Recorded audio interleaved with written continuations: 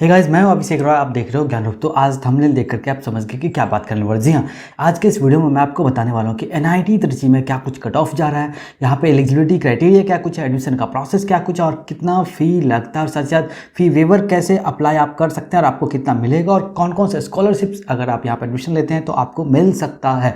ये पूरा इन्फॉर्मेशन देने वाला हूँ आज के इस वीडियो में। तो पूरा वीडियो शुरू से लास्ट तक देखना ताकि कोई भी इंपॉर्टेंट पॉइंट आप मिस ना करो। और हाँ, अगर अभी तक आपने सब्सक्राइब नहीं करा है ना तो जल्दी से सब्सक्राइब करके बेल आइकन को क्लिक कर लो।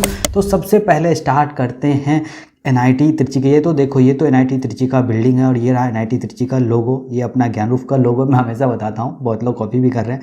आज अपन एनआईटी त्रिची पे बात करने वाले हैं। तो सबसे पहले जो स्टार्ट करने वाला हूँ मैं वो एक एनआईटी त्रिची का ओवरव्यू क्या कुछ रहने वाला है। तो 1964 से ये चल रहा है। जी, बहुत ही पुराना इंस्टीट्यूट है। अगर बात करें रैंकिंग की तो इसकी करंट एनआरएफ रैंकिंग 9 है, जो लास्ट ईयर से नीचे गिरी हुई है। लेकिन एक बात बताऊं कि एनआईटीज़ की लिस्ट में ये नंबर 1 एनआईटी है आज की डेट में। कैंपस साइज़ की बात करूं तो 800 एकर्स का इसका कैंपस है। लोकेशन की बात करूं तो त्रिची तमिलनाडु में इसका कैंपस आता है। अगर बात करें इसका अदर नेम का तो एनआईटी के नाम से ये जाना जाता है। अब बात करते हैं यहाँ पे क्या कुछ प्लेसमेंट्स जा रहा है एनआईटी त्रिची में। तो ये तो देखो एनआईटी त्रिची का बिल्डिंग। और यहाँ पे बात करें लास्ट ईयर यानी कि 2023 में क्या कुछ यहाँ पे पैकेज जा रहा, तो हाईएस्ट सीटीसी जो है यहाँ का 52.89 लाख पर एनम का जा रहा है। यानी कि लगभग 53 लाख का हाईएस्ट पैकेज यहाँ पे गया है। ऑफकोर्स सीएससी में ही ये गया हुआ है। एवरेज सीटीसी की बात करूँ तो 17.22 लाख पर एनम का यहाँ पे एवरेज सीटीसी जा रहा है। यानी कि तकरीबन 17.25 लाख का एवरेज सीटीसी यहाँ पे जा रहा है। और इस बार के प्लेसमेंट्स की बात करूं यानी कि 2024 के प्लेसमेंट्स का तो अभी ऑन गोइंग है, अभी डेटा नहीं आया। वो लगभग दिसंबर तक वो डेटा आएगा। तो फिलहाल आपको लास्ट ईयर के डेटा से ही काम चलाना पड़ेगा। अब बात करते हैं यहाँ पे एलिजिबिलिटी क्राइटेरिया क्या कुछ है। तो एजुकेशनल क्वालिफिकेशन की बात करूँ तो यहाँ पे जो है ना आपका फिजिक्स और मैथमेटिक्स एज कंपलसरी सब्जेक्ट्स आपके क्लास 12 में होने चाहिए। उसके अलावा आपका केमिस्ट्री हो सकता है, बायोलॉजी हो सकता है या बायोटेक्नोलॉजी हो सकता है या कोई भी टेक्निकल वोकेशनल कोर्स आपने किया है तो आप एलिजिबल है। क्वालिफाइंग मार्क्स की अगर बात करूं तो जनरल और ओबीसी कैटेगरी में आपके क्लास 12 में जो है 75% मार्क्स होने चाहिए। वहीं पे एससी एसटी और पीडब्ल्यूडी कैटेगरी की बात करूं तो 65% मार्क्स अगर आपके क्लास 12 में है तो आप एलिजिबल हो यहाँ पे अप्लाई करने के लिए।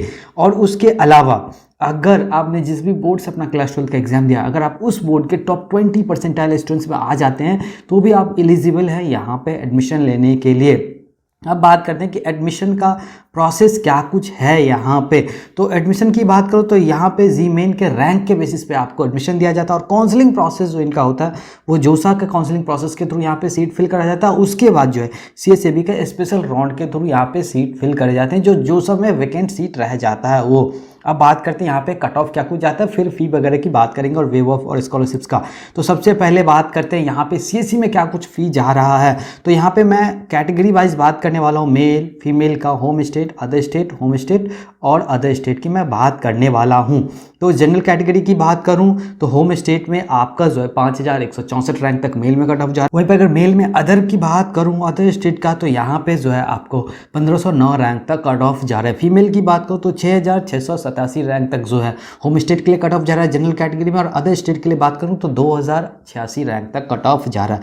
ईडब्ल्यूएस की अगर मैं बात करूँ तो 3280 रैंक तक जो है मेल में होम स्टेट में जा रहा है। और अदर स्टेट की बात करूँ तो 241 रैंक तक कट ऑफ जा रहा है। और ध्यान रहे ये सब के सब जो सा लास्ट राउंड का कट ऑफ है और ये कैटेगरी रैंक मैं बता रहा हूँ। तो इससे ज़्यादा अगर आपका रैंक है तो बेहतर है कि किसी दूसरे एनआईटी को आप टारगेट करो ताकि आपके एडमिशन के चांसेस जो है वो बहुत ज़्यादा इंप्रूव हो सके। यहाँ पे अगर बात करूँ फीमेल में ईडब्ल्यूएस में तो 6767 रैंक तक कट ऑफ जा रहा है। और अदर स्टेट की बात करूँ फीमेल में तो 309 रैंक तक कट ऑफ जा रहा है। ऐसे ओबीसी एनसीएल में जाता है, एससी में जा रहा है और एसटी में जा रहा है। ये पीडीएफ जो है आपको ज्ञान रूप के टेलीग्राम चैनल पे मिल जाएगा, तो आप वहाँ से डाउनलोड कर लेना। लेकिन यहाँ पर अगर आप देखोगे तो आप पॉज करके भी ये सारा नोट कर लो, बहुत काम आने वाला आपका।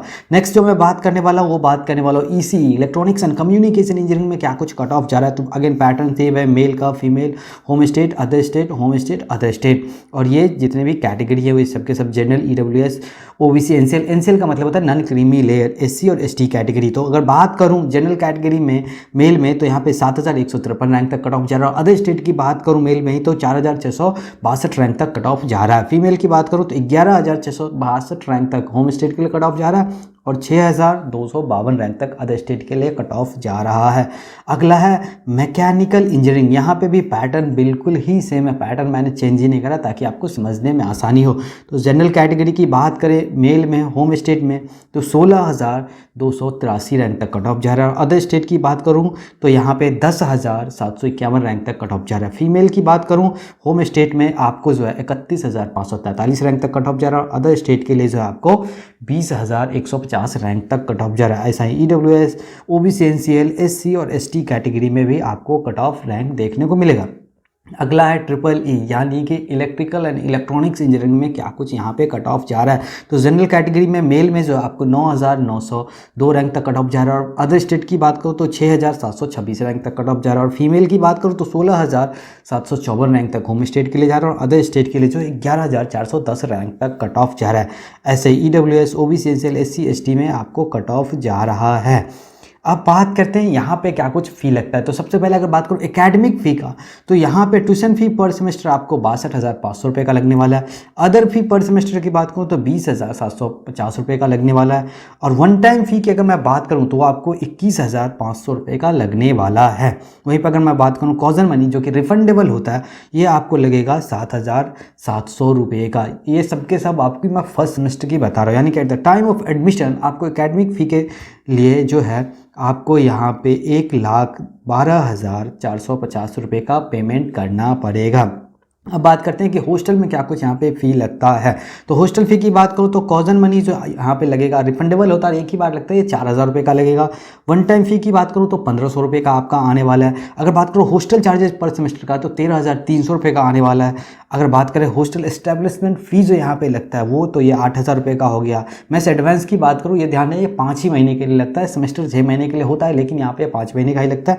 तो ये आपको जो है 22,500 रुपये का लगने वाला है।